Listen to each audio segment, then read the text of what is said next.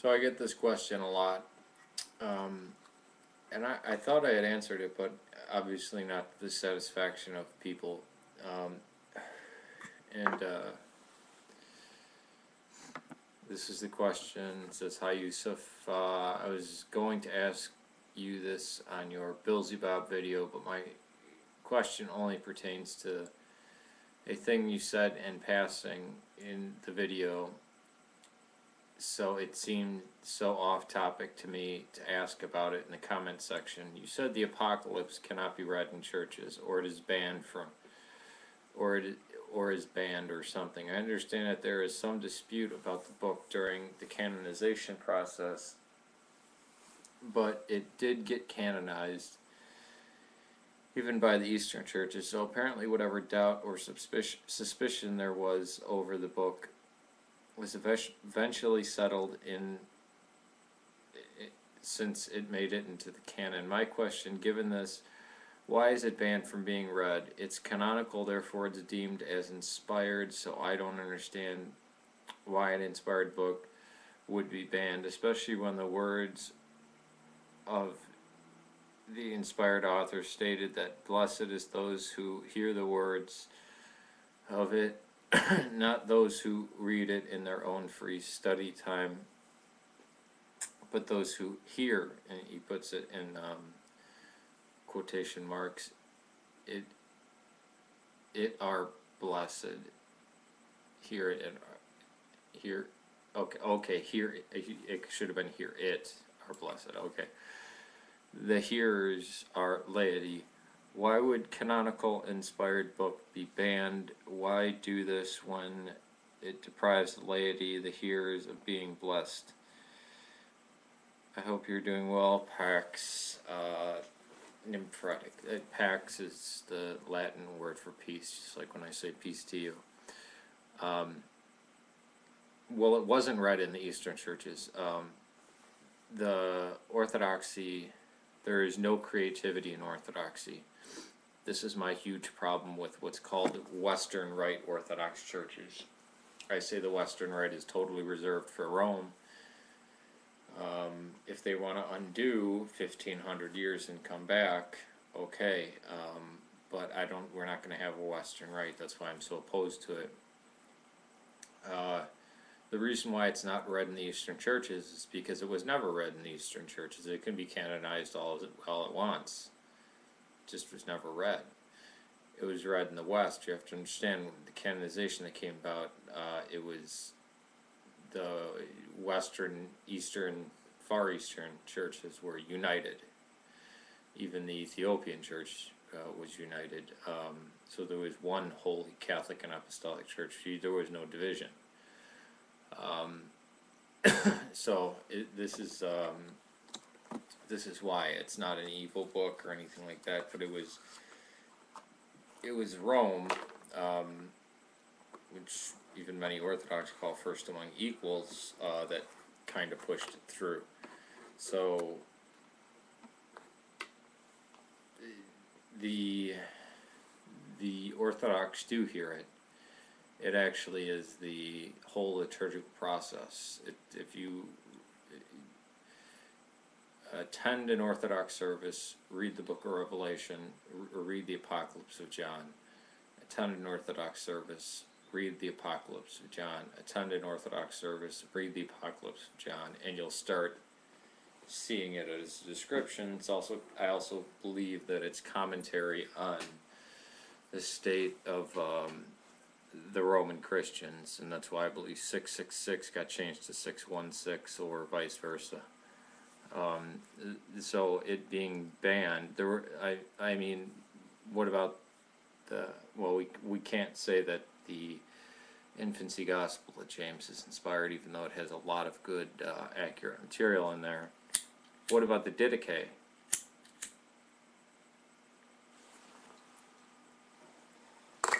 I would say the Didache is above most canonical books. First Clement, certainly letters, some of the letters of Ignatius of Antioch, I mean, he's writing these right before he's going to his martyrdom. But it just was not a practice. It was a practice in the West, but not in the East. So you don't just bring in new things.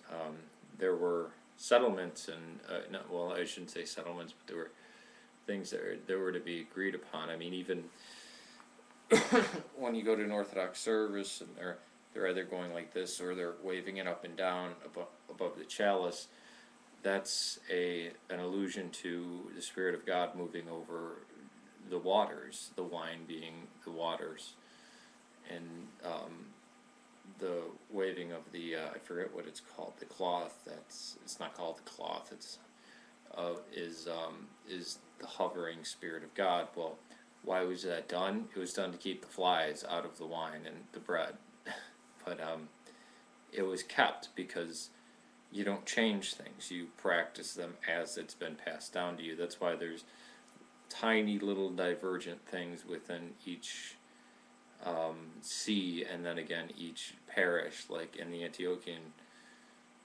church, you cross yourself and then you touch the garment of the priest as, for healing.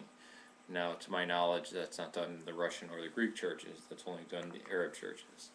So there's things like that. And then we get to a second PM question. Okay, it looks like I have some time. It says, rereading the email I sent you, I realize it might be perceived as argumentative or something. No, don't worry about that. Do not worry about that when writing me. Which is not too out of the ordinary for how I think I come across. Again, don't worry. This is not my intention. I am genuinely curious to better understand the EO, Eastern Orthodox position on this, because I really don't understand it presently.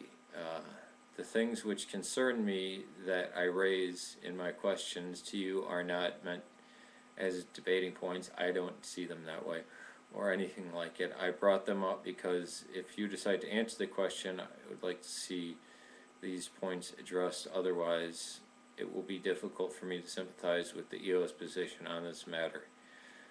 I am in the process of trying to gain a better understanding on just how great is the divide between the Catholics and the EO Christians. So please interpret my question in that spirit. I did. I fully understand it. People say 1054 is the break. I say it happened in the 4th century. Bossman actually said to Beelzebub, Beelzebub's constantly trying to talk about heaven and hell and using Dante's Inferno version of heaven and hell. And he said, "Look, this is pre-Augustine. This is not your oh, I didn't read any." And Beelzebub says this: "I didn't read any books. I've just talked to a few people, or I saw South Park on it or something. I don't even know if he's intelligent enough to watch South Park, but." No, I don't take any of your questions. I think you're one of the first people that contacted me. I don't take any of your you or Rail Canucks. I don't take any of your questions as very argumentative or anything like that. It's just it wasn't read in the four Eastern Seas. In Rome it was. So there's not a dispute with that. I mean, there's certain things in the Latin West that are valid that aren't practiced in the Greek East. For instance, theophany. We have theophany, which is the baptism of Christ, which the Valentinians say, oh, that's a hangover. See, they were secret Valentinians because it says, today I've begotten you in the hymns. In the West, it's Three Kings Day. It's which they call Epiphany, theophany. It's the same word, basically. So there's that tradition. There are traditions that exist that are fully Orthodox, but since the West had moved away from Orthodoxy, that basically we can't revive them. You can. The Latin West can. Have there been a 1500-year rearrangement? I don't know how it's going to happen, but No, I don't take that as an insult or a threat or argumentative or anything like this. Again, asking me, okay, I'd be happy to answer any question as I just did now, but also I would also ask Archbishop Lazar if there's any doubt. When I say ask Archbishop Lazar, David P. Witham. In fact, you know what? In the roundtable discussion tonight, I will bring this up. Make sure to check David P. Witham's channel, because I want to bring this up and I want to get Gambler and David P. Witham's their response to this question. All right, peace to you. May God save Serbia and Syria. As always, your questions are very welcome. I don't take them as hostile. All right, take it easy out there.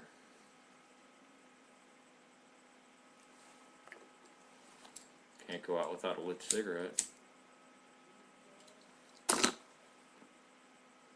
Get canonized even by the Eastern churches, so apparently whatever doubt or suspicion there was over the book was eventually settled since it made it into the canon. My question, given this to me to ask about it in the comment section, you said the Apocalypse cannot be read in churches, or it is banned from, or is banned or something. I understand that there is some dispute about the book during the canonization process, but it did. Says, hi Yusef, I was going to ask you this on your Beelzebub video, but my question only pertains to a thing you said in passing in the video, so it seemed so off topic. So I get this question a lot, and I thought I had answered it, but obviously not to the satisfaction of people.